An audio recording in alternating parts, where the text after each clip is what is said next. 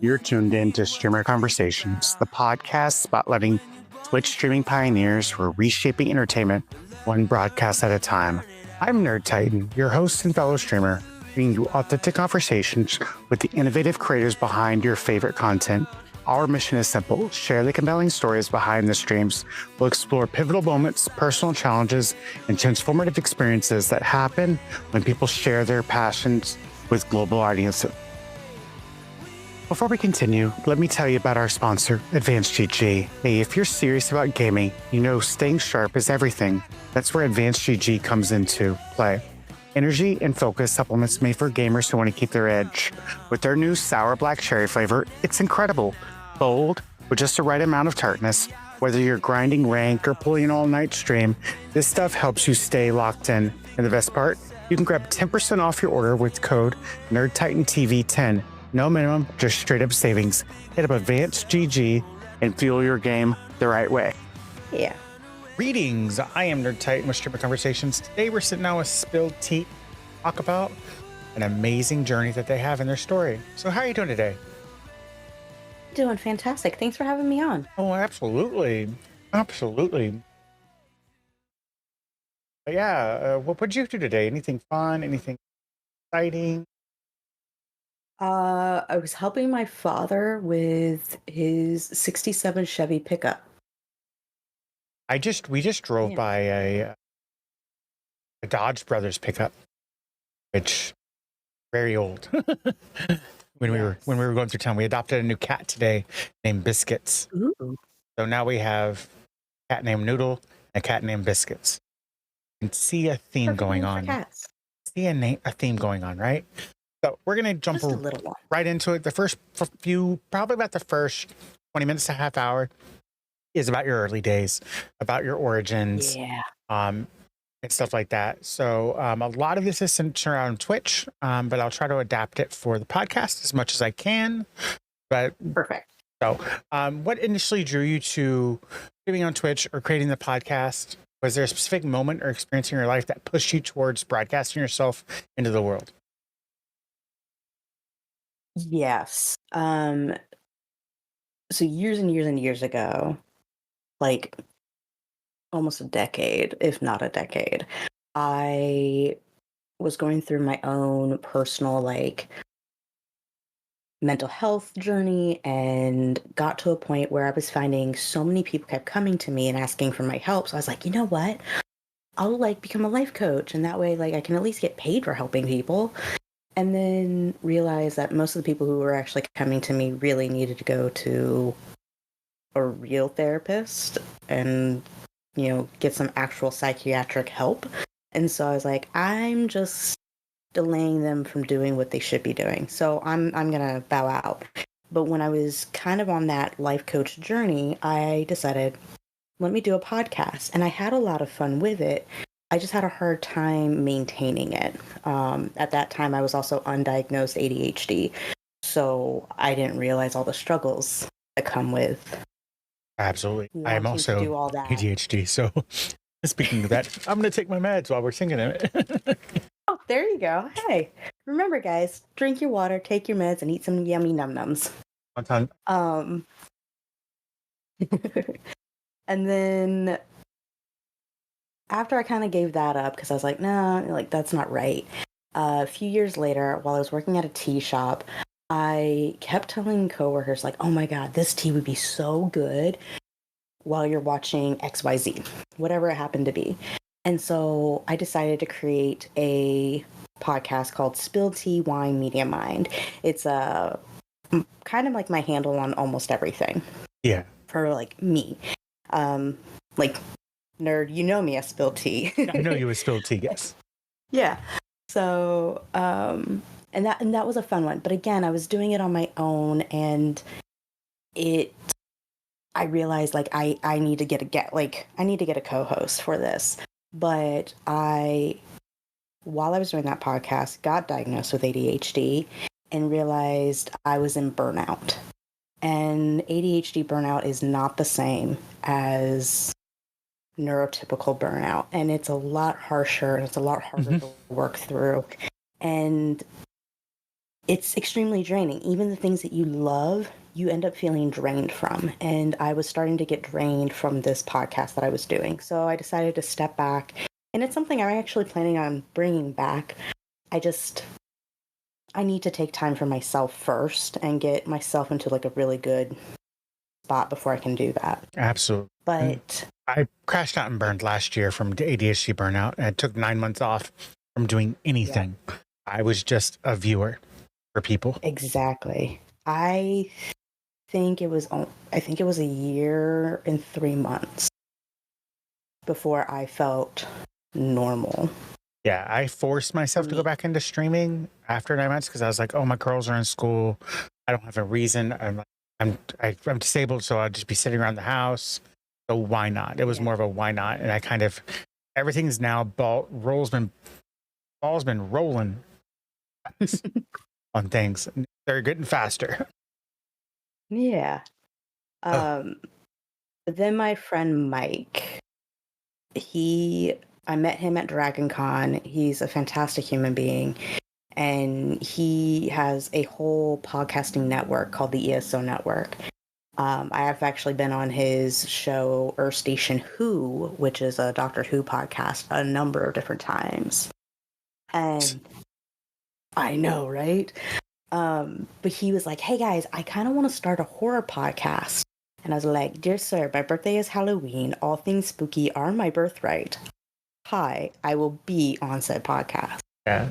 But going into it, I was just planning on being like a there to hang out member. I wasn't planning on being the main host and the producer and all that. But we had a meeting with 2 other individuals. So it was Mike, myself, these 2 other people. And we kind of got the ball rolling in 2023. Then life happened. And the other 2 individuals were not able to do what they wanted to do when it came to the podcast. And we had already agreed that for it to be a good podcast, we need to release something weekly. To be a good podcast, we need to do this, we need to do that. And so they were like, "We can't keep up with that." And I was like, "I respect that. That's kind of cool. That's fine." But that means I had to find other people. And I knew I needed other people, especially with like my other 2 podcasts where when I was by myself, it wasn't a success for what like I was wanting it to be. And so I put out a call. One of Mike's friends, Lisa, she came into a meeting, and then a acquaintance of mine through Dragon Con, I actually volunteer and work at the con, and she works on the same track as me. She's like, "I love horror. Can I please be part of this?" And her name's Karen. And so we had one other person who's like, "Yes, I want to be part of it." But then again, life kind of was getting in the way, and she wasn't going to be able to maintain like what we kind of planned out for it. And so beginning of 2024, we started, and end of this month will be 1 year. It's awesome. And I'll make sure that like by the end of this, all your stuff will be linked in the bottom. So if anyone wants to check out any of the podcasts or anything like that, they'll be able to check that out. It's my way of, this is a platform for you, be honest. Like, I'm just a hand holder. Like I'm like guiding the story. That's my goal. I don't like my entire goal. So did you have any creators that inspired you when you were first starting out? Did you try to emulate anyone's style or format before finding your own voice? A little bit of wanting to kind of be on brand for the ESO network. Because they were already established. I mean, they've been around for 14 years. Yeah. So like there's kind of like a hey, this is what we do, and this is like how we do things. And so it was very much okay, I kind of want to mimic some of the things that they do, maybe mimic some of the setup. And like even now we do have their intro and outro on there. We also love highlighting any of our fellow ESO network shows. You'll hear a little 30-second blip of them, and they cover everything from the monkeys to Doctor Who to comic books to just nerding out in general. And so there's not a thing that they don't nerd out on over there, and I think that's kind of fun. But other than that, I didn't really want to mimic anybody else because I wanted us to have our own voice. Yeah, I wanted us. that's the way I was as well. Like I knew that like when I created this and I knew it was about stories. There's a podcast called Mhm. Creative Rebels. They're a British Yeah, group. I knew I wanted that vibe. It wasn't exactly. it wasn't emulation, but I knew I wanted that vibe because I've Mhm. met David Speed and he is just chill. He is as chill as he sounds on a podcast. Like, and so I knew I wanted those vibes. So I completely agree with you. Like Yeah. wanting to match the vibes and the feeling. Um, Many creators talk about the awkwardness of talking to seemingly no one at first. How long did it take you Yeah. to feel comfortable with your like your podcast persona, and what moments help you break through that initial discomfort? I'll let you know when it happens. No, I'm joking. I'm the same way. Like I always tell people like who I am is who I am. I just turn it to 11. Like there's Yeah. like it's just exactly who I am. So I'm nerd, and I live that to my core. My mantra is everyone is nerdy. And Oh, people are yeah. like oh no, what about people that like sports? I'm like, they're nerdy about sports. One of my really oldest Yeah. friends goes to Houston Texans games dressed up as a general and goes to children's hospitals. He goes to Hmm. he's a tailgater. I go, you're cosplaying as a football character. Yeah. Like you're a cosplayer. Like Exactly. he likes to argue with me, but I'm like, you're a nerd. You know these players like history and like where they went to college and like what they He probably knows the lore. he knows the lore. And I was like, you're nerding out about football. There's no hate. Like I nerd out about Yeah. Doctor Who and technology and like all sorts of There stuff. is nothing wrong with nerding out, and I love. I will say this: I actually do like the fact that now it's kind of cool to be able to nerd out on things. I do. I'm not one of those nerds that goes, oh, I was doing this before you. I'm not a hipster nerd. I'm not. Yeah. I love the fact that I can talk to my partner about Star Wars, and she wasn't necessarily a Star Wars fan growing up. She never read the graphic novels, she never read the books, but she loves watching the shows like Andor and Alkalite and all that stuff. She There you loves go. them. And she'll pause and goes, hey, what's really going on? And then I get to be like, get out the chalkboard and the like all the like lines of intersecting stuff and be like, this is what they're adapting from because I've read it all. Yeah. Just Yeah.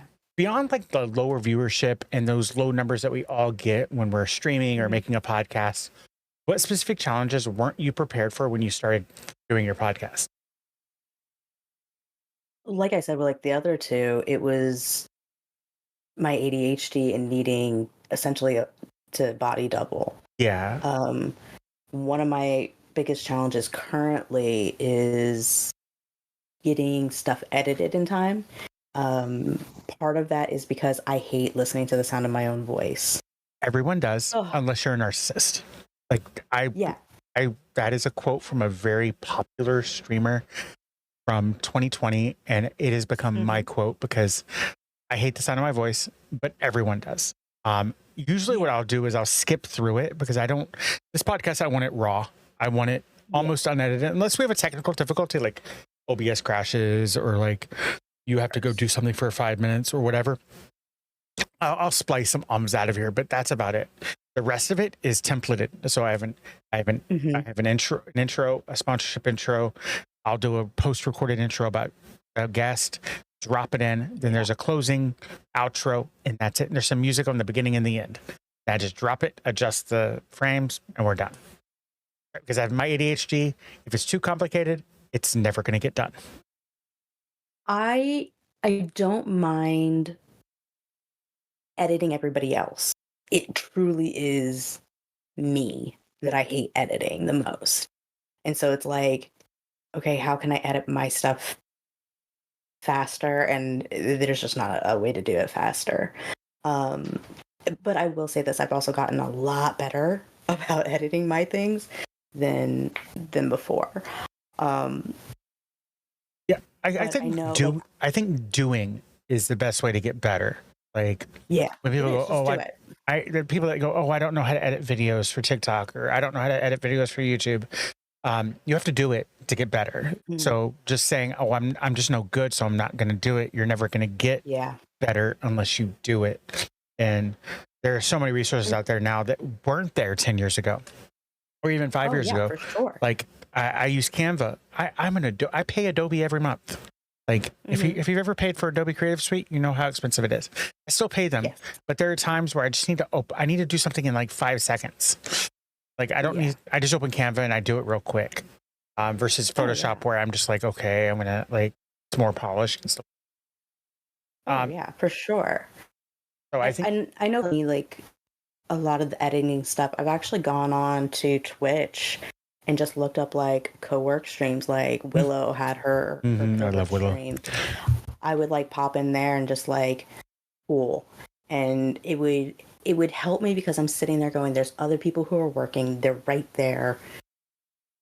There's like almost like this like level of accountability for me. So I always kind of like add that in of, okay, I'm struggling with this, what's going to help me do it? I need a buddy. Okay, here, let's get the buddy in. And I had the same thing in my Discord. If you look down a little further, not front desk, but where it says the dungeon, it says body doubling. That's a muted channel. The only person that can speak is me, and I'm muted as well. So because I'm over here like doing stuff, I just need to look over and be like, there's somebody here with me. Yep. Can you pinpoint a moment when creating a podcast or streaming shifted from just being a hobby to something more significant in your life? What tangible changes did you notice in how you approach content creation after this realization? I think I'm in the midst of that change. Is there anything you're noticing that? It's a lot of it is attitude, and the excitement that you get from hitting achievements and things like that. Yeah. So when we started EarthStationBoo, I met with the girls like before they were even officially like my co-hosts. I basically told them, I go, whatever we do here in 2024, this is our year to just find our groove. This is to find like what works for us. How do we want to do things? What are like things that work for us? What are things that don't work for us? Let's just get our groove, find the vibe that works, and not necessarily perfect it, but solidify it and create this amazing foundation for the podcast. So that way, when we go into 2025 and we go in to look at making things bigger and better, we're already solid. Yeah, I think when it comes to like creating a podcast, creating a YouTube channel, creating a Twitch stream, I think you have to have that foundation. And I joke about this all the time, is that I see streamers and they're like, I'll use Ty for an example. I was there for her third stream. Third stream. And I knew in my soul that she was going to hit all of her goals. Like I told her when she got affiliate, I'm like, you'll be partner by the end of the year. And I was off by 1 day because it was a year and a week. And I was like, but I count it. But there's people you see that are doing everything right. They understand the job, what's ahead of them, that it's not linear, and they have to lay down a foundation to make sure that what they build upon, like their community and their goals, are rock solid. Yeah. And like, I don't say Ty is my success story, but because she did all the hard work, but I'm so proud of her. I'm like, I always joke with her, I'm like proud dad moment for her because she hits those goals and she's amazing. And she yells at us, but she loves it. Yeah. She's never once banned me or yelled at me. She has yelled at me, but I have not been banned that I can think of. I was one of the only ones in the mod squad that had not been banned. Oh, wow. Yeah. So there you go. Yeah. Poor Alti. Yeah, poor Alti. Banned. Yeah, I love him to death. So I need to message him. I want to get him on the podcast. Looking back at your growth trajectory, how much of it was strategic planning and how much it was like genuine organic connection? I think it was a little bit of both, to be honest. I think we were pretty even on that. For us, a lot of it was especially that first year, or the first of 2024, I should say. A lot of it was because we were finding our groove. It was us passing out stickers to our friends and family and saying, hey, please talk about us to your friends. If you know anybody who loves horror, please like tell them to come like listen to our podcast. And it was basically just word of mouth really for us. Yeah. That for 2024. I think that's where people forget with Twitch streaming and creating podcasts. A lot of it is just talking about it. It is. It's truly talking about it. I even told the ladies, I was like, hey, like if you get invited to like talk on a podcast, do it, because then you can promote, you know, EarthStationBoo. And I did that on a couple of different ones that I was a guest on. And then in 2024, we were officially a part of the ESO network. I didn't want us to join before I felt like we were solid. I didn't want us to join before I felt like, okay, yeah, we're going to like maintain this. I mean, most podcasts don't go past 6 episodes. So is that, oh, you got to send me the stats on that, because like I'm at my 12 or 13 scheduled. And we just had most podcasts end like they either make it to 6 and they don't go any further, or they don't even make it to 6. I'm already scheduling for next year, for August, for season 2, what I'm calling season 2. Because I'm already scheduling for that. And because like I made some scheduling mistakes because I scheduled into the summer when my twins will be home. So instead of rescheduling, I'm just working around it. But anything new gets scheduled in August when they're in school. And it's been very eye-opening, the response. Like, and it's amazing, like what like just like a little help can happen, like do. Like for us, I know it was a massive jump between what we did in 2024 to what is currently going on for us in 2025. Yeah. Like, and that's leading up to my next question, so I'll let you finish. Yeah.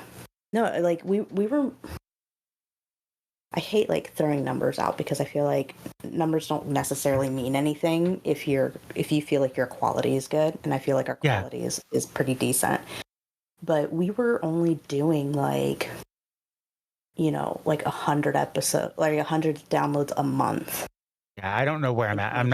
I'm still within my first month technically, because May is the first month. So I don't know. I'm not really looking at my analytics too much because I'm not. I would wait after 3 months before looking at your analytics. Yeah, I'm really I with my ADHD and my neurodivergencies, analytics either make me very discouraged or I go down rabbit holes with them. Like, oh yeah, no, I definitely go down the rabbit holes with them. So like I look at like where did this come from? Where did they link from? Since I'm on Spotify, Apple, Amazon, iHeartRadio, and YouTube. So it's like, I like to know like the sources and stuff. So I'm waiting probably 3 months, 6 months. I'll probably not even look at the analytics until August when I start season 2. I mean, that's fair. That's absolutely 100% fair. But now we're averaging 200 plus. So like just joining the ESO network, like our numbers jumped, and they're growing numbers. Like we're noticing a steady increase, and I'm perfectly happy with the steady increase. I don't, as much as like I loved the jump that we had from prior to being part of the network to them being part of the network, I understood it was because of the network. Yeah. It wasn't because of us. It wasn't because of any. It was because of the exposure we had, and I'm 100% thankful for that. However, that is not what I want to look at. I want to look at the steady growth numbers because that shows the consistency of those who are listening. And we have people who listen from all over the world. We use Libsyn to be our publisher, essentially. Yeah. Who like pushes out the podcast. And so it's on every platform that you can imagine. Yeah, they were Apple, Spotify. I looked YouTube at them. are our biggest ones. at them first, but I went with Anchor, but just for me. You know what I mean? Yeah. Uh, Personally, I love Anchor or Spotify. Like yeah, yeah, I'm perfectly great with them. A lot of the ESO network shows use Libsyn. And so for me, I chose to go with Libsyn for the easy factor of being in the network and knowing yeah, the connection. Plus, it gave me a website to go yeah. along with the publishing. So it was like, okay, great. I don't have to do like A a Beacons like I whole did. separate, like, I don't have to go to GoDaddy and buy the domain and buy a website. It comes with my my pusher type deal. So Yeah, I was yeah. like, all right, this works. Yeah, it's something that I've like. I probably season 2 I'll look into and just evaluate. So if we watched your first podcast and watched Mhm, today's podcast back to back, what would be the most mhm. dramatic differences we notice beyond just the equipment or the quality? Like, would there be would there be other differences? We're just more comfortable, I think, overall. I think we got into like a groove and we're happy with the groove that we're in. But honestly, especially here in the past couple of weeks, one of the other co-hosts, she's had a massive improvement on her tech. And so her audio is a million times better than it was before. Like some of my editing issues were trying to make her audio sound as good as mine and the other co-host, and I was having a heck of a time doing it because just her equipment was just so poor. Yeah, that's And one of the then, difficulties that I've had as well. Like I've had to like I'm a former audio engineer. Like I'm yeah. going to tweak audio. I don't care if you're coming at me with a Shure SM7B with a cloud lifter gain. I'm still going to Hmm. tweak that audio. I'm still going to tweak it. Oh Uh, yeah. and so there's some people I'm like, give me a moment. Let me press that because like Yeah, yeah. I did it Which to is I you. think Like is great. you don't know I'm doing it, but I did it. Oh, and I'm perfectly okay. I tweak all of the audio that comes through. None of the audio gets unscathed essentially. But like her audio, it would take me forever to get it to where at least I didn't think that it sounded as bad as the raw original audio. And we do Zoom calls, and so it's compressed audio that I'm working with, which makes it even more difficult. Yeah, But I did one call on Zoom, hearing impaired stream. And since I mhm, don't pay for Zoom, I can only do 45-minute calls. yeah, So like, we we do pay for it, but part of that is also because I will do like I had one meeting with Zoom where we had I think 20 people.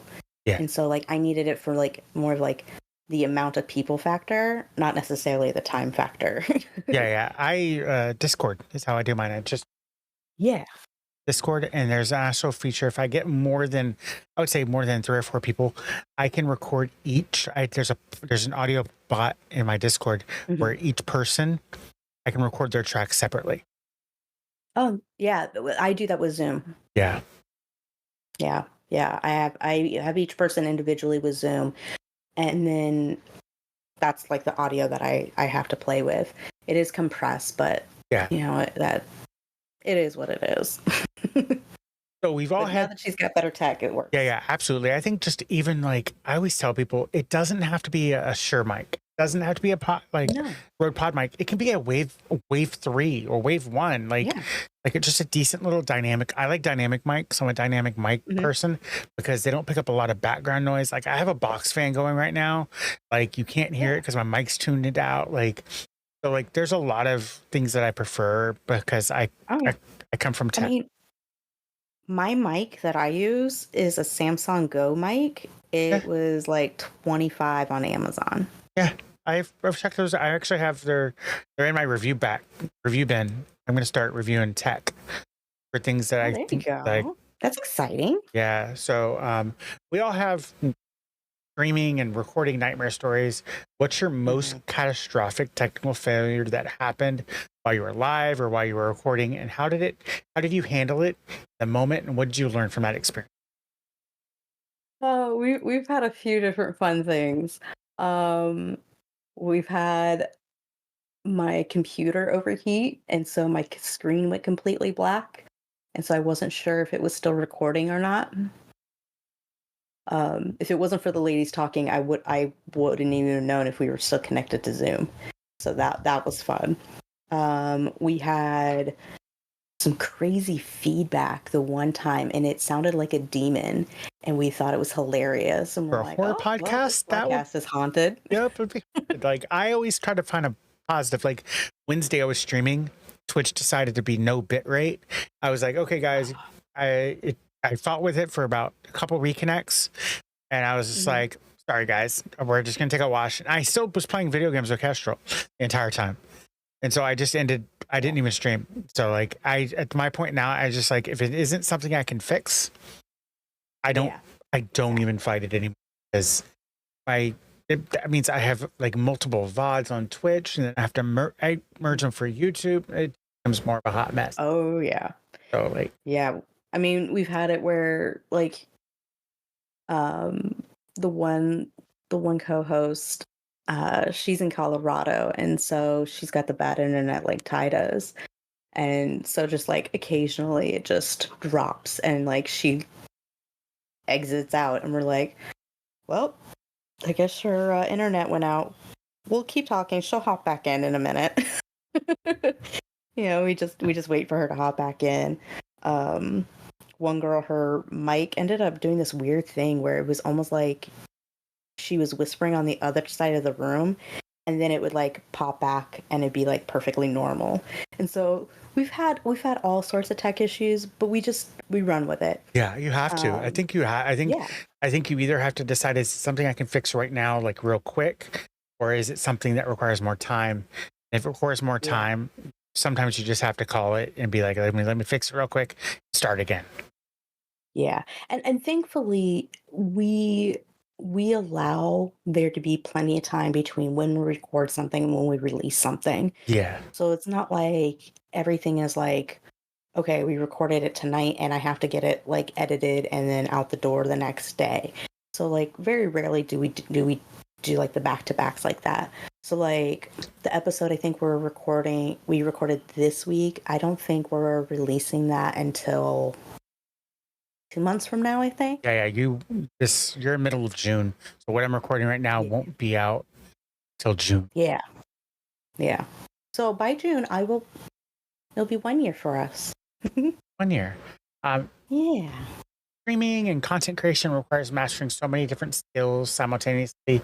Which skill took you the Yes. longest to develop competence in? And is there a technical or performance aspect you're still actively trying to improve? I am tech savvy enough to figure things out, but I am not tech savvy enough to fix things at times. So the tech portion is always an issue for me. I've kind of accepted the fact that I'm not like the most tech savvy individual, but I also know that what works for me, what doesn't work for me. I know a lot of really like into tech people aren't huge fans of Macs and Apples and all that, but the OS system works with my brain. I don't know what it is. It just everything is where I think it should be, and it makes sense, and I can do more on Mac products than I can on Android or PC. Just like it when it comes down to OBS or Streamlabs or Meld, when it comes down to Hmm. Windows or Mac or Linux, whatever works for you, leverage Yeah. that.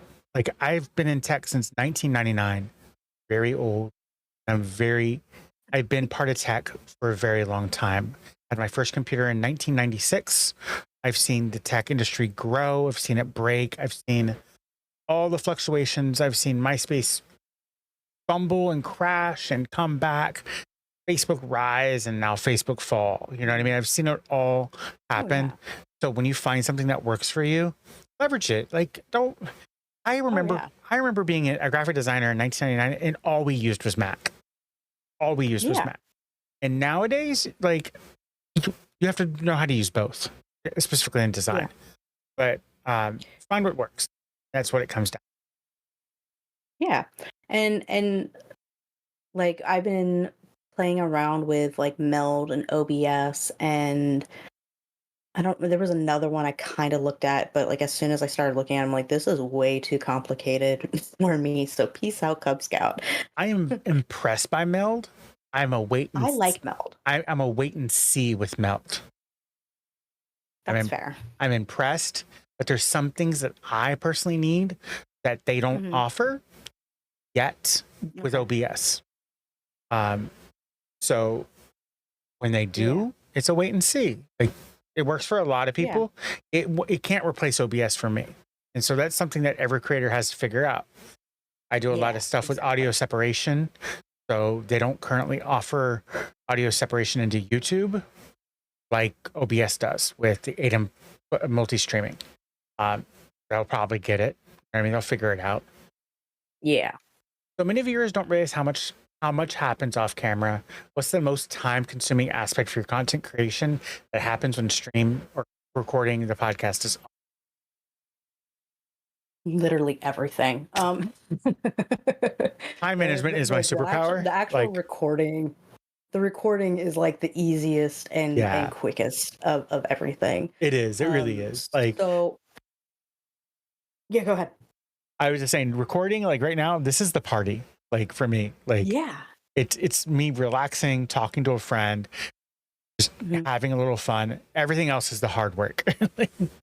Oh yeah, like Karen, who is one of my co-hosts.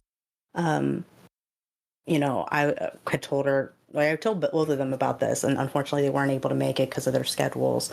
But I had asked them, like, "Hey, take a look at the questions. If you guys have anything like you want me to add," and she talked about something where it's like, she goes, like,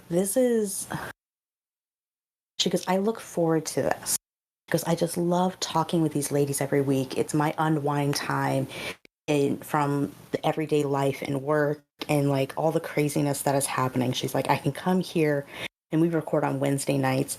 She's like, I come here on Wednesday nights and the rest of that does not exist. We just sit here and we geek out. And I love that is what recording the podcast has been. I think for all of us, like it's a moment where we can just come and just relax and have fun. But in that, there's so much like behind the scenes. So I do all of the editing, which means I also do all the uploading. And when we do our meetings, we figure out what we're going to talk about because we do quarterly meetings. And so we figure out what we're going to do for the quarter, plan it all out, and then we create show notes. And we just like go in and we like what do we want to talk about? Or like, how do we feel about this? What do we think about that? You know, do you have links for YouTube stuff on this and that and the other? And like, we're just constantly like pounding for information, and like we each prep differently for each episode. Like we just did one on David Lynch, and I was like, yeah, I think I watched like 8 hours worth of video of interviews with David Lynch. I go, and it was fun. It was kind of cool, but it's just a lot of work. And then you go into having to upload on WordPress for all the websites to update each episode on the websites. And I have to do not only our website, but through the ESO network as well. And yeah, it's a lot of like other smaller things that I feel are like more energy. Yeah, I didn't realize the amount of work that I thought, I'll just schedule a podcast. And then I was like, podcasts are so much work. And then I was like, how do I schedule? And so I had to figure that problem out. And I use a thing called Coilander, which is how you set your appointment. Yeah. Because like it was the best thing because it linked to my calendar. So I can just open my calendar in the morning and know exactly who I'm meeting with. And I don't have to convert time zones because it converts it for me in the central and converts it for whoever's booking it. So like I'm in Eastern, and so it Yeah. worked out perfect. Yeah, I love it. It's free. That's what I love about it. Like, so every streamer approaches community building differently. What's your underlying Yes. philosophy on cultivating your community? How has this approach evolved as you've grown? It's we're very much like, if you vibe with us, cool, come hang out. If you don't, cool, peace out. Like, we're very like, if you love it here, rock on, let's join, come geek out with us. If you don't like it, we're not offended. Like, Yeah, absolutely. we're not mad about it. Yeah, I always say I'm not everyone's cup of tea, but I'm somebody's cup of whiskey. Yeah, So like, you reference. exactly. Yeah. And so, I mean, right now, a lot of the people who are in our Facebook group, they're our friends and family and like people we know through being lovers of horror. And so it's kind of easy at the moment to like just hang. But at the same time, I know with growth, there's going to be some growing pains. Like we're currently building our Discord server. And one of my biggest things with that is making sure like none of us feel like we have to be in the server at all times to make sure things are being like okay and good and we don't get any craziness. Because I've been in Discord servers where it's like nothing but drama and craziness, and I'm like, I don't want to deal with that. Yeah, I think it's about like setting those boundaries. Hmm. I think that like when you set those ground rules, like when you join my Discord, I have a slew of rules, Yeah. and it like just people just read and agree to them, because if not, I I don't care. Like if you violate a boundary, it's gone. So I think that's where I learned that from Ty. You know what I mean? Yeah. Like there's no. I think right now I'm trying to make sure like I have all the right bots Yeah, in my Discord to like handle things. So like if we aren't there, like the really bad stuff is already being taken care of, kind of deal. Biggest one that I would suggest to anybody running a Discord is the one that I use. I use a ticket to mod bot, Okay. and I do it through Yagbot. Okay. So all they got to do is do like a dash ticket open, and then they don't even have to do anything. They can, and then it creates a channel, and then all your mods see it. So like, Perfect. it's none of this like who's going to respond to it or whatever. They all see it. It clears transparency. There's other bots that do the same thing. It was just the one that was the least difficult to handle. Yeah. No, and I have like a few different bots and they're already like I already have a bot that's set up and it's been every time a podcast release, it automatically posts up in there saying, "Hey, new episode." So Send it to me after. yeah. Yeah, I'll send it to you after. I'm like, I don't remember which one it is. Yeah, because I'm scheduling it, and I could save me an hour of typing. That'd be the lifesaver. So the nature of content creation creates unique challenges. Have you experienced situations where viewers cross that personal boundary? And what tips would you give to somebody that that may have been in a similar situation? Honestly, we've been very lucky and have not really had too much weird activity. Like on our YouTube, for the most part, I think you can just like comment and it's not a big deal. But anything that does look a little weird does already get flagged in YouTube. Yeah. And so I have to go in and physically approve them. And I've been able to like automatically delete a lot of those. I've gotten 2 emails that have been quite crazy and weird. But just like even like the verbiage was weird in the email. So I was like, we're just going to pretend like we didn't get this one. Yeah, absolutely. Yeah, that's my. It's just something we don't talk about that often. Parasocial behavior is just something that doesn't get talked about. And so like I always tell people, if something makes you feel uncomfortable, deal with it and just make sure like either they're gone or you set that boundary, you keep an eye on them. And we've done that too. Like during the election time, I chose for us to be very nonpartisan. We're not going to promote one or the other. Like we're gonna kind of wash our hands. Yeah, that's the way I did with my the streams. political discussion. Streaming is my safe space and it's my happy place. Yeah. And I'm aware of what's going on in our world. I just don't want to talk about it. Yeah. And I had somebody who posted up an event, and it was kind of like a punk rock, slightly horror-esque kind of event, but it was for one side. And I said, hey, I don't want to cause any discourse in our server. I understand what you're saying. However, this event specifically supports one candidate over the other candidate. It's not just a, hey, get educated and vote kind of event. So I really don't feel like we should be sharing that in the group. Only because if I allow you to do it, I need to allow the other side to be able to do it as well. And how are you going to handle that? And she's like, okay, that's fair. And so the post got deleted. And I was able to have the conversation. It was a very hard conversation, but at the end of the day, I was like, no, that's our boundary. And so I did make sure that it was in our group rules, basically saying, hey, don't bring up politics, don't bring up religion, like don't bring up the stuff that's going to cause discourse. And something that's supposed to be fun and, you know, yes, you can have like an intellectual conversation, but that's not what these do. So please stay away from like those kind of topics. And people respected that. So absolutely. So how have collaborations with other creators transformed your content or approach? Was there a specific partnership that opened new doors? You've spoken about ESO, or dramatically changed your trajectory? Yeah, I mean, I think anytime you bring somebody else in, it gives a new perspective.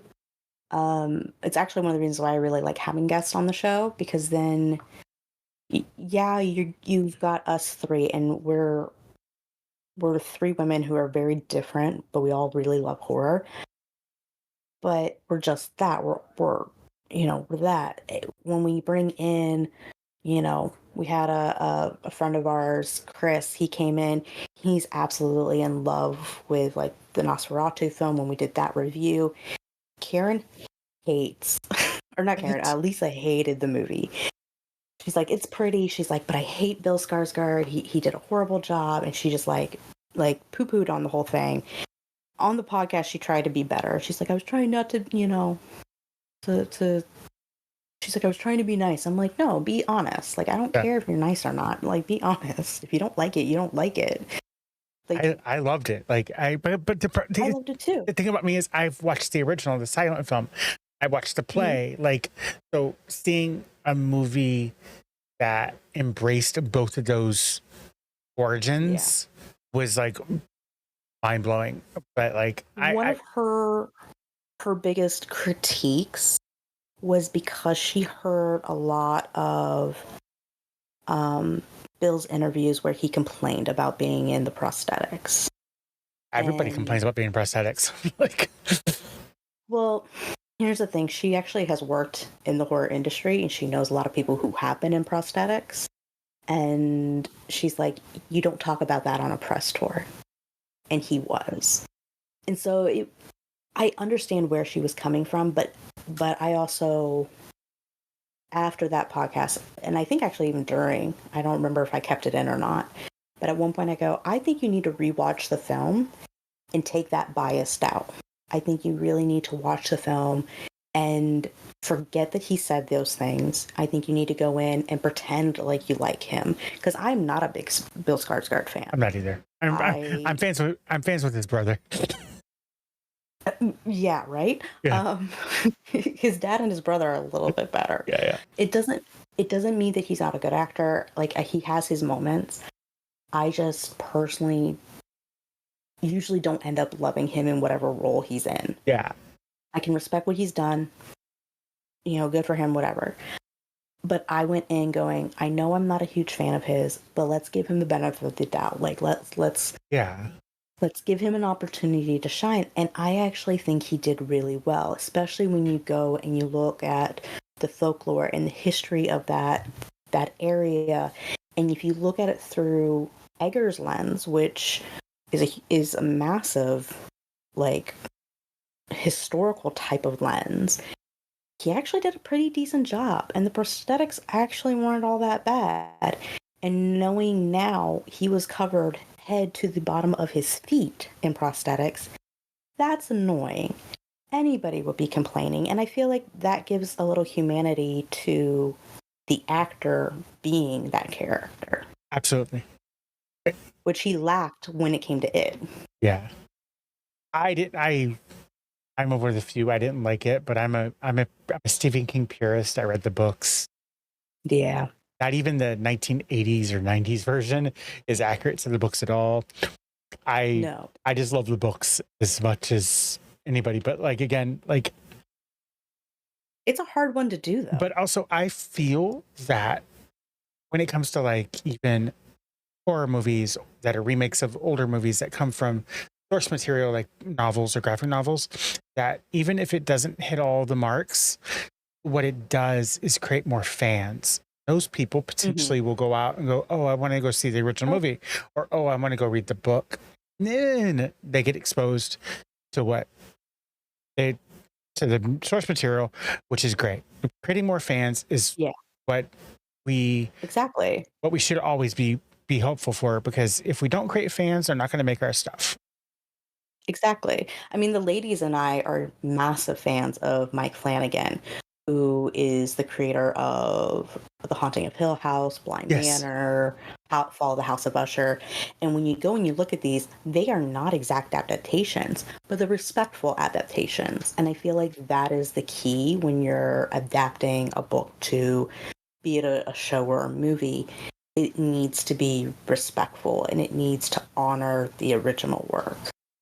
And I can talk about horror for hours, because it's one of my neurodivergency things. So we're going to get into what we call personal journey and mental health, or what I've called it. Yeah.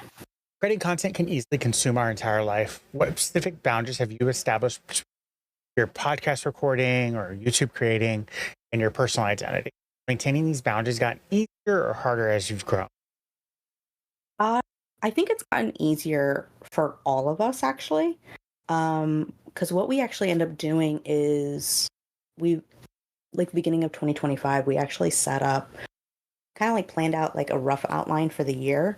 And we actually planned out weeks where we had time off. So that way we could reset and take care of ourselves and not feel all the pressure of meeting every week and releasing every week and all that kind of stuff. I know that Karen, kind of in the beginning of the podcast, she lost not only her father, but her aunt within less than 2 weeks of each other. And so that was extremely difficult. She also has found, like, with her, like, through her therapist, that this has been like really good for her, like decompressing and kind of like finding it. She also has said that the Finch app has helped her immensely. It's kind of like a Tamagotchi, but you are the pet that you're trying to keep alive. I need to get better with feeding myself.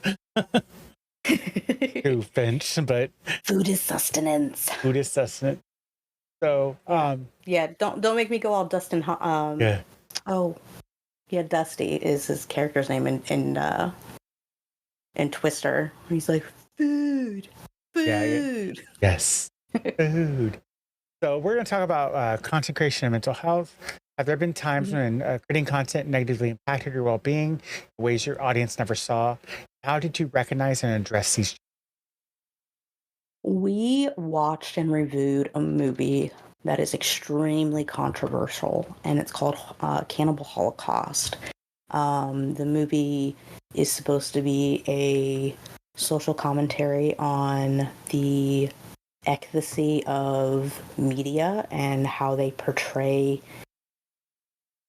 tragic events such as like wartime in other countries or discovery of different things. This specific movie was about these documentarians who went and terrorized a village in the Amazon. And in the film, they actually do some really severe things that not sure how rated you want to go. But it's hard to watch. Yeah. It's a very I've hard seen watch. reviews. I've seen. It's not on my watch list. No, and I honestly really only recommend this movie for true cinephiles and those who want to get into journalism and filmmaking. Yeah. Otherwise, I really don't recommend this film for anybody. But it's a very hard watch, and it's very, very heavy. And we all needed a palate cleanser afterwards. Actually, I think Lisa didn't even finish the film. She's like, I got like only so far, and she's like, I just couldn't finish it. I'm like, oh, it's fair. I get it. Totally understand. I think I watched Monty Python afterwards. A great palette. Yeah, right. But it's something that, especially with horror, because there's so much that can be so heavy and so triggering even throughout horror, that you do need to have palate cleanser afterwards. And I find that like all of us have been very good about that. And even like we have a group chat that we maintain, and there's been a number of times where it's like, hey, yo, I just watched this thing and I'm having a hard time processing it. And we talk it out and we have a good time, and we support each other. And I think that's what's kind of amazing, is that we do that. I think that's where, like, as like myself as a Twitch streamer and a YouTube creator, it's where I'm in the seat alone most times. A lot of what I do is by myself. I think that creating that foundation that I have, so when I have a bad stream out, I have that, okay, I'm going to do something for myself, or go like run around in circles outside, whatever, kind of like clears that palette out.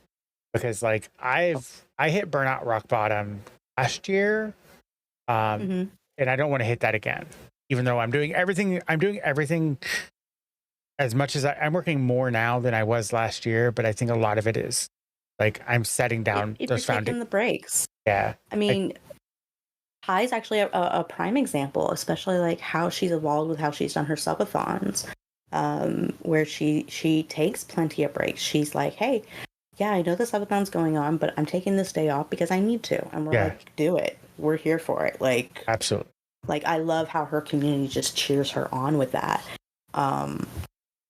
I mean, even with like just regular streaming, and she's like, hey guys, you know, it's a menti day, and we're like, do it, go ahead, like take care of that mental health. Absolutely. And we've hit the done gym that for with her. the podcast. For her, the gym's like, oh yeah, and like we've done it with the podcast a number of times where like somebody, you know, is like, hey, I'm not in it, I'm not feeling. I'm like, do you want us to reschedule?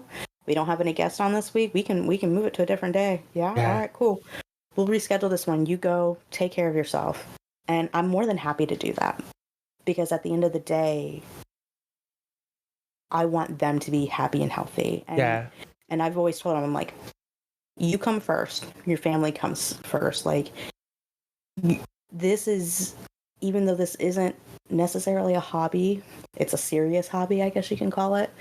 You know, you have other things that are more important.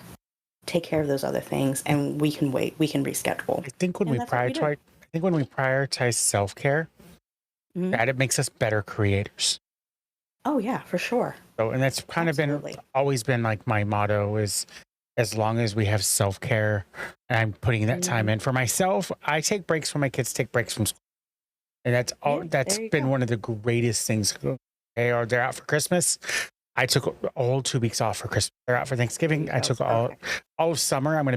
I may do some pop-up streams here and there, but it's for the most part, I'm going to be out for summer because I'm going to be working on, but also I have YouTube videos coming out every week. I now schedule 4 videos a week, including the podcast. So like, Oh, there you go.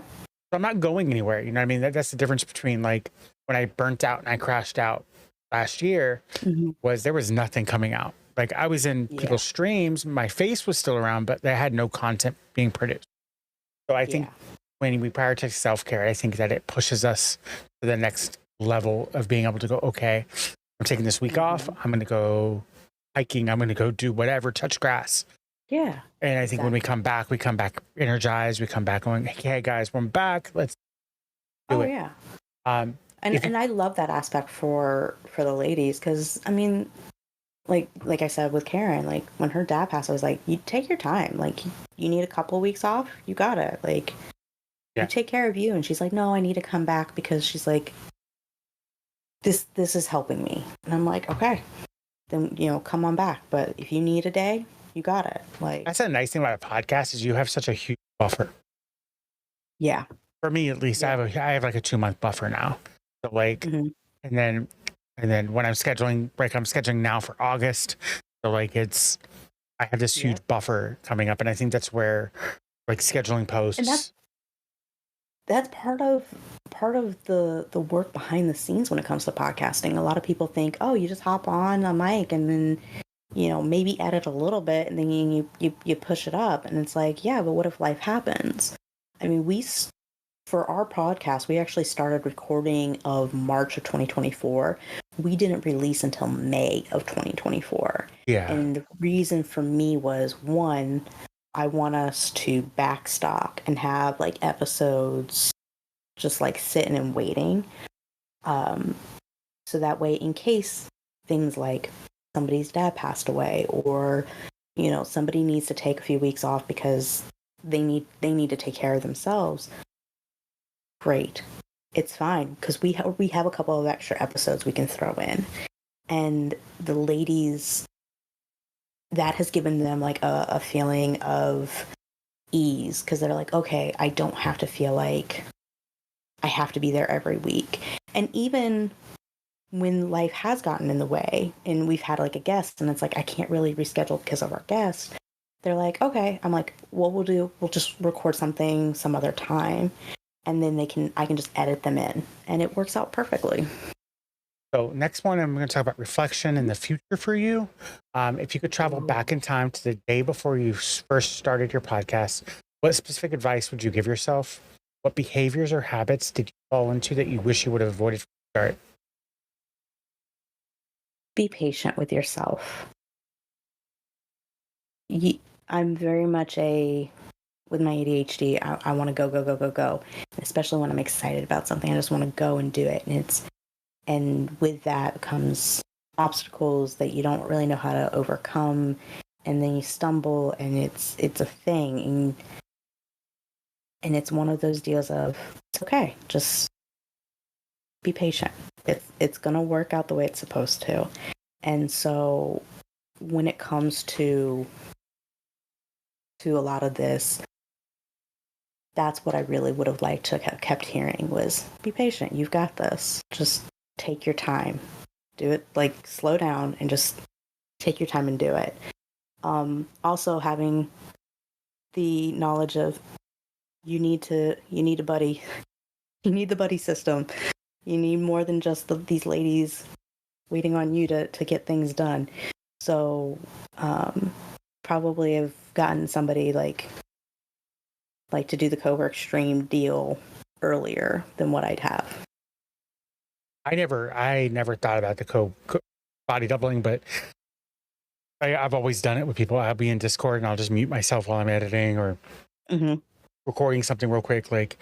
Um, but like I never understood how well it benefits me just being able to like sit, work, listen to them, what they're talking about, or Oh just yeah, bouncing back and forth. I just think it helps so much. it does. It does. And like, there are some co-work streamers that I'm like, nah, you're not my jive. And then there's other ones that I'm like, oh my goodness, where have you been my whole life? Yeah, Willow's Like, co-working. I love the fact that she's muting yeah. her mic and she'll type in Mhm. like I love that entire vibe. But like I Oh like yeah, Willow's great in her own little way. she is. She's fantastic. So beyond just continuing your current content, what specific projects or directions are you excited to explore? Is there a dream collaboration or a content format that you haven't yet pursued? There are some individuals I would love to collab with. We actually had the original grandpa from Texas Chainsaw Massacre. He was going to join us on our Texas Chainsaw Massacre episode for the 50th anniversary. But because it was the 50th anniversary, he was getting all over the place because of the movie itself. But he was going to come on to the podcast and chit chat with us. He still plans to. It's just a matter of when.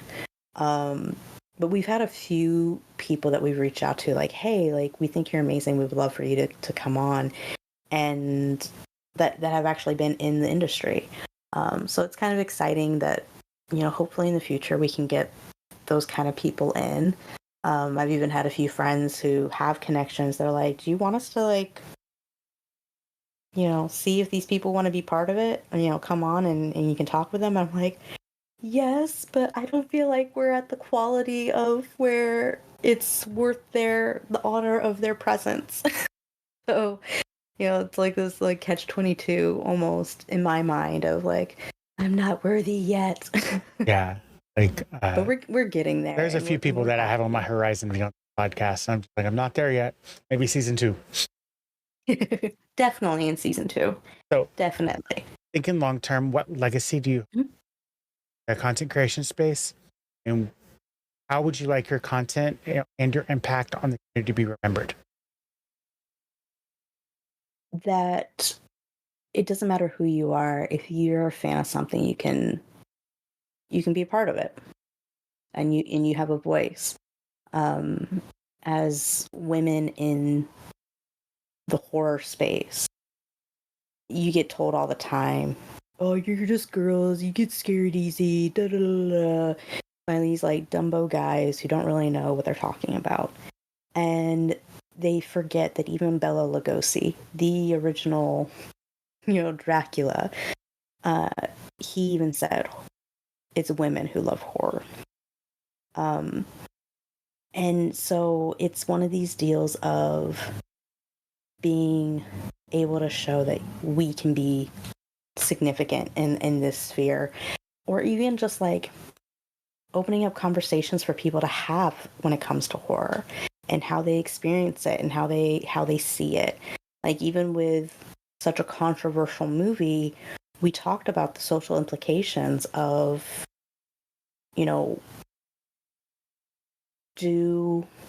do media such as like the news and documentaries and things like that, do they have a certain responsibility for what they cover? And we were able to have a really cool conversation, and I want people to remember that you can have these cool conversations and you can delve deep, and it can be because you saw a horror film. Absolutely. Or you read a book or whatever.